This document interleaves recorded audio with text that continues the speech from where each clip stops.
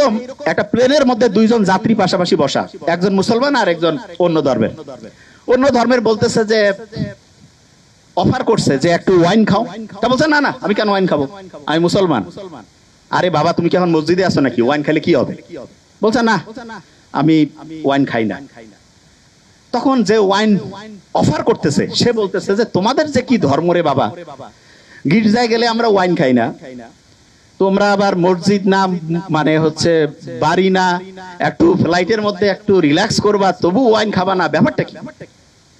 তখন পাশে বসা যে মুসলমান সে বলতেছে যে এই গাড়ির মানে ফ্লাইটে তো যে এটার যে চালক তিনি কিন্তু খ্রিস্টান। বলছে হ্যাঁ খ্রিস্টান, ইউরোপের ঘটনা। তা বলতেছে আচ্ছা ওনাকে যদি এখন মদ খাওয়ানো হয় তুমি কি জানার পরে এই ফ্লাইটে যাবা? কয় না, আমি কেন যাবো। কয় কেন যাবা না? বলছে উনি তো এখন ডিউটিতে আছে, ডিউটিতে কেন হচ্ছে মদ খাবে? তখন ওই মুসলমান বলতেছে যে আমাদের মুসলমানের গোটাল জীবনটাই হচ্ছে অন ডিউটি।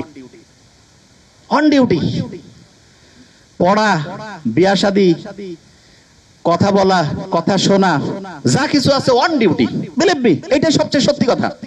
অনেকে আমরা মনে করি কি মসজিদের মধ্যে যাবো ওই সময় আল্লাহ আল্লাহ করবো, আল্লাহ আল্লাহ তো অবশ্যই করবো, কিন্তু আল্লাহ প্র্যাকটিক্যাল জিনিসটা সবচেয়ে বেশি পছন্দ করেন, সবচাইতে বেশি পছন্দ করেন প্র্যাকটিক্যাল। এবং আল্লাহর কাছে যখন আমরা দোয়া করি রাব্বানা আতিনা ফিদ দুনিয়া, দুনিয়াও লাগবে আখিরাতও, হ্যাঁ, তবে দুনিয়া পাইতে গিয়ে যাতে আখিরাত ধ্বংস না করি, এইটা খুব গুরুত্বপূর্ণ।